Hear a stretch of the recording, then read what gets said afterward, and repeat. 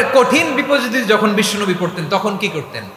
এমন বিপদ মাঝে মাঝে হয় না, দেয়ালে পিঠ থেকে যায়, চোখে মুখে অন্ধকার, কি করব দিশা খুঁজে পাই না, এরকম হয় কখনো? হ্যাঁ, আপনাদের হয়? হয় না? তো জান্নাতে আছেন আপনারা।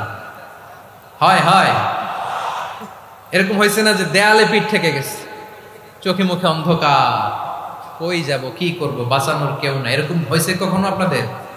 যদি হয় তাইলে এটার সলিউশন বলবো, না হইলে তো এগুলো বলে লাভ নাই। হয় হয় হয় বিশ্বনবী এরকম কঠিন বিপদে পড়েছেন জীবনের কিছু কিছু মুহূর্তে।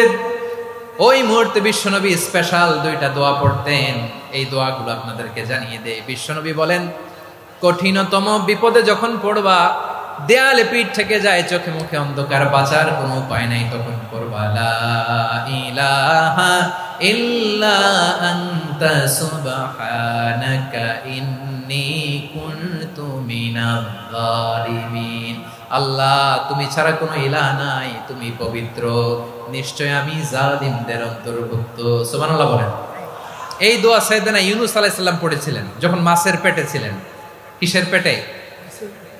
এবং অনেক মুফাসসিরিন একরাম বলেছেন, অনেক আহলুল ইলমরা বলেছেন, এটা হচ্ছে ইসমে আজম। ইসমে আজম এমন দোয়া যেটা দিয়ে দোয়া করলে আল্লাহ দোয়া কবুল করে, কিন্তু এটা কোনটা, এটা নিয়ে ইখতিলাফ আছে। কোন আহলুল ইলম বলেন এই লা ইলাহা ইল্লা আনতা সুবহানাকা ইন্নী কুনতু মিনাজ জালিমিন, এটা হচ্ছে ইসমে আজম।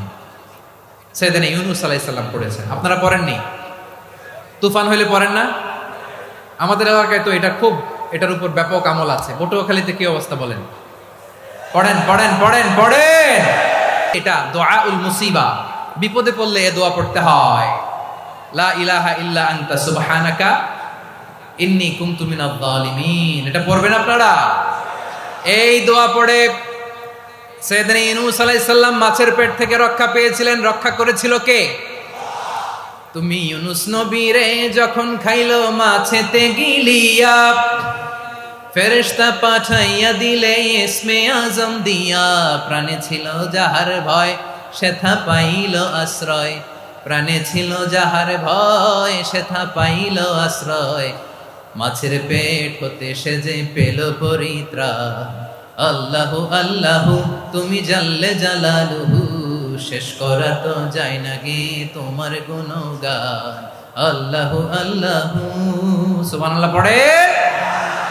লা ইলাহা ইল্লা আনতা সুবহানাকা ইন্নী কুনতু মিনাজ জালিমিন। বিশ্বনবী বললেন, দেয়ালে পিঠ থেকে গেলে, চোখে মুখে অন্ধকার, বাঁচার কোনো উপায় নাই, তখন এই দোয়াটা পড়তে হবে। এই দোয়া পড়ে আল্লাহর কাছে ফরিয়াদ করলে বিপদ মুক্ত করবেন কে? কেন এই দোয়াটা আল্লাহর কাছে বড্ড প্রিয় জানেন আমার ভাইয়েরা? কারণ এই দোয়ার মধ্যে তিনটা জিনিস আছে। আমি যেরকম আঙ্গুল উঁচু করেছি এরকম করেন তো। এক নম্বরে হচ্ছে তাওহীদ, দুই নম্বরে তাসবিহ, তিন নম্বরে তাকরীর। আই রিপিট, আবারও বলছি, এক নম্বরে তাওহীদ, দুই নম্বরে তাসবিহ, তিন নম্বরে তাকরীর। এই দোয়াটা আল্লাহর কাছে এত পছন্দনীয় কারণ এই দোয়ার প্রথম অংশে আছে তাওহীদ, আল্লাহর একত্ববাদের ঘোষণা। লা ইলাহা ইল্লা আনতা, ও আল্লাহ আপনি ছাড়া কোনো ইলাহ নাই, উপাস্য নাই, এই কথা বললে আল্লাহ বড্ড খুশি হয়ে যায়। সুবহানাল্লাহ পড়েন। এই দোয়ার দ্বিতীয় অংশে আছে তাসবিহ, মানে আল্লাহর প্রশংসা, প্রশংসা সূচক বাণী। সুবহানাক সুবহানাক সুবহানাক, ও আল্লাহ আমি আপনার পবিত্রতা ঘোষণা করছি। সুবহানাক, এই কথা শুনলেও আল্লাহ খুশি হয়ে যায়। সুবহানাল্লাহ পড়েন। এই দোয়ার তৃতীয় অংশে আছে তাকরীর। তাকরীর মানে পাপের স্বীকৃতি। তাকরীর মানে কি?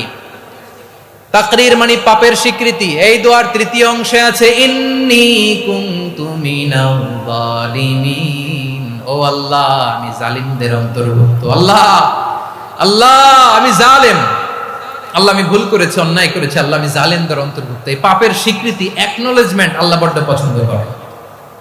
যখন আল্লাহর কাছে আপনি ছোট হবেন, ছোট হতে হতে যত ছোট হবেন, ওই দৃশ্যটা দেখতে আল্লাহ বড্ড পছন্দ করে। সুবহানাল্লাহ বলে। তিন নম্বর অংশ ইন্নী কুনতু মিনাজ জালিমিন, আল্লাহ আমি জালেমদের অন্তর্ভুক্ত।